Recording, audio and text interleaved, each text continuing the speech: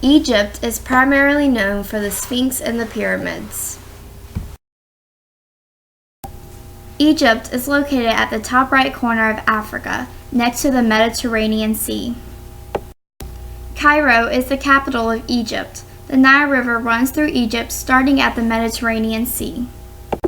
Egypt is a dry country. The Sahara and Libyan Desert make up most of the area of Egypt. Ancient Egypt's social class consists of the following: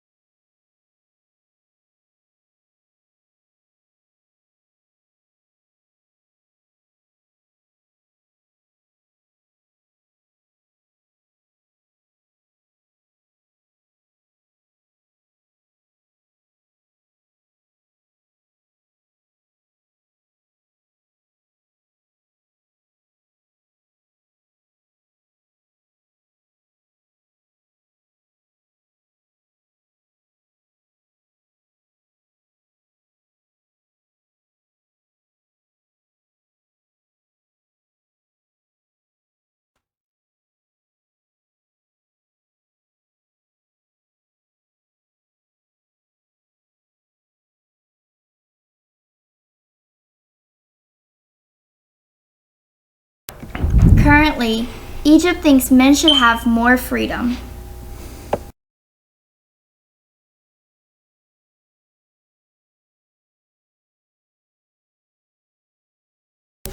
The UN believes men and women should be equal and wants to change the ways of Egypt.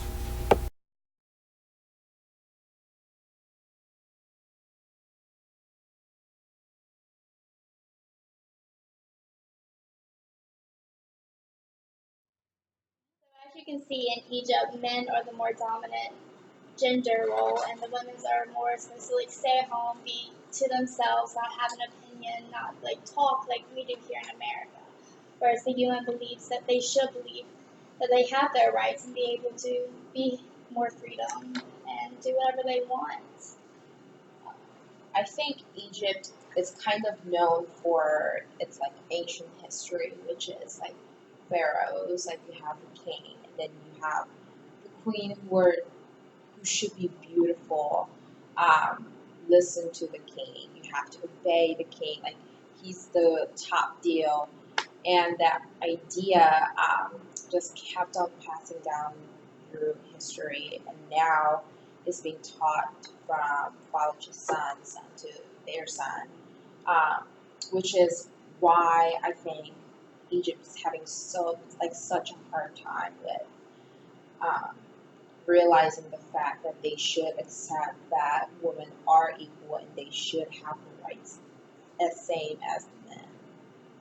I mean, the gender gap plays a role in a lot of aspects, especially in education, just because the population in Egypt is 91 million right now, and it's equal on both sides. There's 45 million men and there's 45 million women, but there's 20% less girls in school than there are men, even though the federal government has tried to expand it to close the gender gap.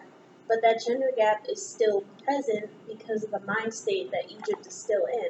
I mean, 70% of women in Upper Egypt, which is the poorest part of Egypt, are jobless and they've never even had a formal education. So how are they supposed to expand and close the gender gap when there are still women in the country who don't have an education, and because they don't have the education they can't even get a job for themselves. They're just supposed to stay at home, take care of the family and be satisfied with that. And the culture aspect, since wives are not allowed to choose who they want to marry, that comes in a big role because they're most likely to be abused, neglected, and people see that, and the daughters will see that and know that that's how they're going to be treated. Um, and there's not much way to change that because of the mindset, as you said, because it's so close-minded. Um, and I know that in younger ages, women do get mutilated, um, so that they won't have the right, like even in biological, physical way, they won't have the same right as men do. Basically their body won't be theirs. Yeah. Yeah, that's why the UN is trying to pass this law, but Egypt is saying no because in their culture with the mutilations, the women's clitoris gets chopped off at the age of 7, their vagina gets sewn shut, so when they do get married, the husband has the right to be able to like say, this is mine, I get to open it, it's brand new just for me. And also with the being abusive, they don't want to pass a law because then they're scared that the husbands will get lawsuits filed against them from their wives of being raped and abused. Because right now the women can't speak up and can't speak out and tell other people what is happening to them. And I think the reason why UN is pushing this so hard is that now so many countries do have, like, women do have the same rights. And people are more realizing every day that they should get the same right because they are human beings. Um, with that being said, Egypt, I'm not quite sure when they would come to a conclusion that, hey, this was wrong, we should have changed a long time ago. But I think by in their era, I guess, women will start getting a little bit more rights. Um, and then hopefully at the end they would have the same rights and be able to do the same thing as men do everywhere else. And I think it's not only Egypt that's like that. There are other countries in the world where women are afraid to be women because they know that they'll be treated less than a human. They'll be treated differently because they are a girl. And I think it's been the social norm like that for so long that it's just the idea of progression, the idea of equal rights is just not there.